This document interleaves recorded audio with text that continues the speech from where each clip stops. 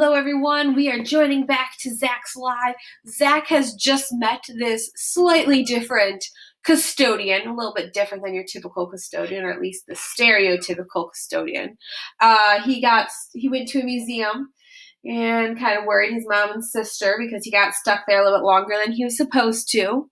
So we're going to keep reading. We're on page 74. Now, if you have me for intervention, we are going to be getting into the new part of the book that we had left off at in intervention. So this is where everyone would want to be joining up for this. So we're starting off on page 74. Let's head over there now. So after they escorted out the police officer, and he's like, oh, I've got another lecture. We're starting into the book.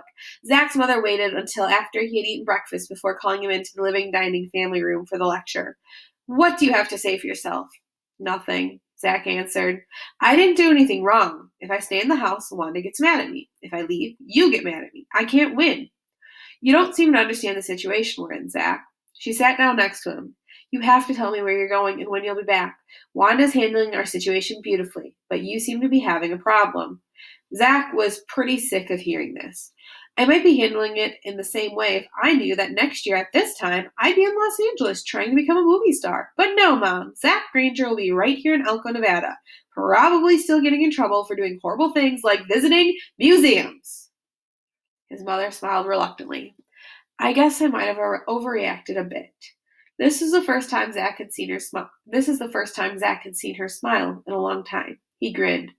A bit? Well, maybe more than a bit. She put her arm around his shoulders and gave him a hug. I guess I still haven't gotten over that terrible night. None of them had. Alonzo was sitting in one of the most comfortable seats on his jet, which had just landed at the airport. Sitting across from him was a man known as El Sereno, the Watchman. We're concentrating our efforts on June Saunders, El Sereno reported. Patricia Osborne and she are lifelong friends. We have bugged her home and office, tapped her cell phone, and have a copy of her post office box key. We have even accessed her email account. What about Agent Pelton and the other DEA people? We're watching them as well, but I'm confident that June Saunders is the one who will lead us to the Osbornes. Has Miss Saunders been to see Neil? No. Has anyone been to see Neil? Bender, Pelton, and some other DEA agents, El Sereno said. We have someone on the inside of the detention center checking the visitation logs. Can your contact get to Neil? No, they keep him totally isolated. The DEA is not even allowing him to leave his cell for exercise, and they're even personally bringing him his food, so we cannot poison him. Alonzo stood up. This has been very disruptive to business. We need to find out what Neil has on us, then eliminate him. Alonzo walked down the aisle to the cockpit and said something to the pilot, then returned. Every day this continues, we're in greater danger. You must find out where the family is. The jet's engine started up. El Sereno stood up. Something will break soon. It always does. It better, Alonzo said. El Sereno left the jet. Monday, September 5th. So Zach is now writing again. School starts tomorrow. I've spent the last several days shopping. Incredibly, my arms and legs have outgrown the clothes I bought just last spring. If this continues, I'll be called Spider Boy. Mom offered to drive me to Salt Lake City, where there are better choices, but I told her I could make do with Elko duds. She needs to get her store open and has better things to do than haul me around. The best thing I found shopping was a black leather backpack that's just the right size for my journal, pencils, and a few books. It was kind of expensive, but Mom took pity on me and let me buy it. I'm nervous about school. I haven't started a new school since I was in kindergarten. Back then, I didn't know enough to be nervous. Now I'll be the new kid, and I don't know how to do that. Back to the book. Zach sat across the cluttered desk of the principal of Elko Middle School, Mrs. Pyle. She was a heavy-set woman with red hair and reading glasses balanced on the end of her nose. Is that Z-A-C-K, Z-A-C, Z-A-K, or Z-A-C-H? Mrs. Pyle asked. Zach didn't know. He had never seen his new name spelled out. He stalled for time. Is this a test? Wrong answer. Mrs. Pyle's eyes narrowed and her lips tightened into a frown. No, this is not a test, she said stiffly. Which is it? Z-A-C-K? He gasped. Mrs. Pyle opened the thick envelope his mother had given him and shook out a pile of paper onto her desk. Among the papers were Zach's fake transcripts. He hoped they had improved his grades. Mrs. Pyle examined one of the papers and her frown deepened. Guess they hadn't improved them, Zach thought. Are you trying to be funny? She asked. I beg your pardon? She dropped the sheet in front of him. It was a copy of his new birth certificate. Zachary Colin Granger, it said. Colin, Zach thought. Z-A-C-H, she informed him. Short for Zachary. It went downhill from there. Where did you move from? She asked. Portland, Oregon. Zach gave her the abbreviated version of this bogus history. I used to live in Portland, she said. Where did you live? Zach had never been to Portland and had no idea where he was supposed to have lived. So much for the weeks of indoctrination. Aunt Doris and Uncle Don should have thought of this. We moved around a lot, he replied lamely. Mrs. Pyle didn't like this answer either, but she didn't pursue it. He picked up another piece of paper. Your parents are divorced? Zach nodded, hoping this didn't come true. Is your father still in Portland? Zach's next lie was interrupted by the bell. Here's your class schedule. Mrs. Pyle handed him a sheet of paper. Zach stood up. We have 1,122 students, nearly 300 more students than we can hold comfortably. The point is, Zach, you're not the only transfer student, and you aren't the only student with divorced parents. I think if you give us a chance here, you'll discover that you've landed in a pretty decent place. Zach's first class was PE. Nothing like starting the day in a locker room with a bunch of naked guys you've never met before, Zach muttered to Commander If. They issued him gym clothes. He took his clothes off and put them in an empty locker. Commander If complained about being shut up in the locker, but Zach didn't have a choice. His shirt and gym shorts didn't have pockets. There was a lot of towel snapping and general horsing around. Zach was used to this. What he wasn't used to was not participating himself. No one seemed to notice him. They filed into the gym, and the PE instructor had them line up. I'm Mr. Dugan, the instructor said. When I call your name, raise your hand. As he called out the names, he checked them off his clipboard. Okay, are there any names I didn't call out? Zach raised his hand. Mr. Dugan stood in front of him. Your name? Zach Granger. Mr. Dugan checked his clipboard. You're not on my list. Are you sure you have PE first period? Zach nodded. You're tall for a 7th grader. Zach felt everyone's eyes on him. Let's see your schedule. It's in my locker. Well, go get it. When Zach returned with the schedule, the class was doing laps around the gym. Counterclockwise, Mr. Dugan shouted. He stood in the middle making notes on his clipboard. Zach broke through the circle and handed him the schedule. Mr. Dugan looked it over, then wrote his name on the clipboard. You play basketball, Zach? No, Zach said. What a waste. It seemed to Zach he was disappointing everyone today. Clockwise, Mr. Dugan shouted. The group reversed direction. Well, get moving, Zach, or can't you run either?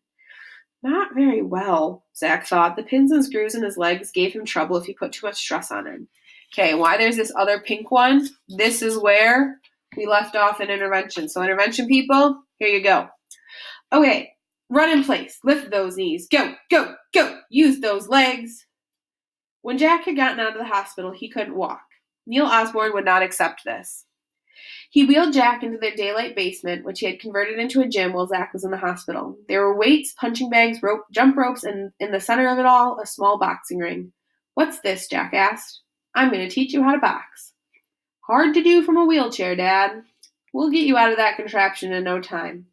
What does boxing have to do with my legs? 80% of boxing is leg work. Jack stared at his father. I quit my job, Jacko. I'm going to stick around home until you're back on your feet. You quit flying? Yeah, for the time being. I've been wanting to get out of the commercial airline business for a long time now. What are you going to do after I get back on my feet? Buy a small airline company if I can swing it, go into the business for myself. With the help of a physical therapist in boxing, it had taken nearly a year for Jack to get back on his feet. After PE, Zach showered and followed the herd of sweating bodies into his homeroom. His teacher's name was Miss Miller. When everyone was seated, she announced that the desk they had chosen would remain their seat for the rest of the year. Zach was relieved that he had found a desk in the back row near the windows. Several other students were not as thrilled with their choice. When the moans over the seating arrangements died down, Mrs. Miller said she wanted everyone to stand up and in turn introduce themselves. I know many of you know each other, but I want you to act as if you don't, Mrs. Miller said. I'll start. My name is Miss Miller. I've been a teacher at Elko Middle School for 22 years. This will be my last year teaching. Next year at this time, I hope to be sitting on a warm Mexican beach, watching whales frolic in the cobalt blue water. I trust you'll help me make this last year of teaching my best. One by one, the students stood and introduced themselves. Some of them made jokes. Some took the exercise seriously. Most of them seemed to know each other, but there were several who were new to the school, like Zach. By the order in which Miss Miller was calling him, it looked like Zach was going to be the last to be called upon. He was dreading it. Mrs. Miller called on the girl sitting in front of him. All Zach could see was her long, shiny black hair and tight blue jeans. I'm next, Zach thought. What will I say?